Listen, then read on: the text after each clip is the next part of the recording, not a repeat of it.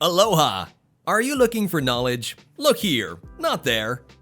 The importance of gum can only be explained to you by someone who's about to have their first kiss with the person they're dating. Gum's quality of refreshing one's breath has become an indispensable necessity today, but that's not all that gum can do.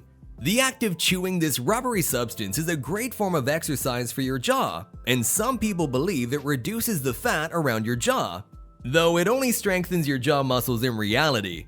You might have heard a lot of strange stories as a child from adults about the hazards of chewing gum, but is it really that bad in reality? To understand whether it's bad or not, we first need to understand how the human digestive system works. You already know that the digestive tract begins from the mouth and ends at the anus, the former being the point of ingestion and the latter being the point of egestion. When food goes in the mouth, the teeth chew it, converting it into small pieces. When the food reaches the stomach, it is dissolved into the acid secreted by the stomach.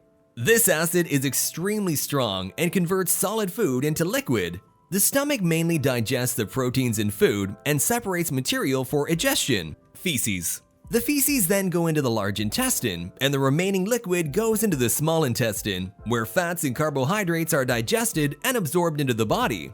Stop! Don't forget to subscribe and to smash the like button. Enjoy! How gum reacts to the digestive tract. Gum is made up of a substance that falls under the category of polymers. Our bodies do not have any enzymes to digest polymers. Understandably enough, our teeth cannot chew this substance. If you've ever played with a piece of gum, you might have noticed that you can only break it into smaller pieces by pulling it far enough. Our teeth work in a grinding motion, therefore the gum keeps on breaking and being rejoined in our mouth, so it never truly breaks. It is then transferred to the stomach just like any other piece of food. However, the acid in the stomach does not work on polymers. The stomach treats the gum as a hazardous substance and tries to adjust it through the large intestine. Sometimes the stomach fails in doing that. This is because of the sticky nature of gum.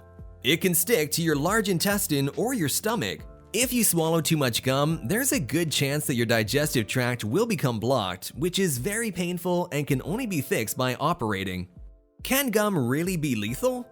The answer to that question is not really. People are discouraged from swallowing gum because their bodies simply cannot digest it.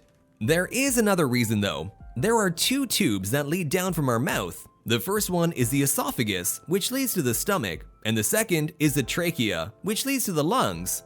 The trachea allows us to speak and breathe, and the esophagus allows us to eat and drink. You might have noticed that we cannot speak while swallowing. This is because the trachea is shut by a flap to prevent water and food from entering it while we're swallowing. Sometimes this flap can accidentally open while we're swallowing, which usually results in violent coughing, which removes anything that enters the trachea. In rare cases, the particle of food is so big that it cannot be removed via coughing, and the person starts choking. Only the Heimlich maneuver can save that person's life in this scenario. The issue with gum is that it can stick on the entrance of the trachea. It becomes impossible to remove without surgery, and since the person cannot breathe, it can result in death in minutes. Thus, gum can be quite lethal in rare cases, so it's highly recommended that you don't swallow it. Thanks for watching, and don't forget to subscribe and give a like. Cheers!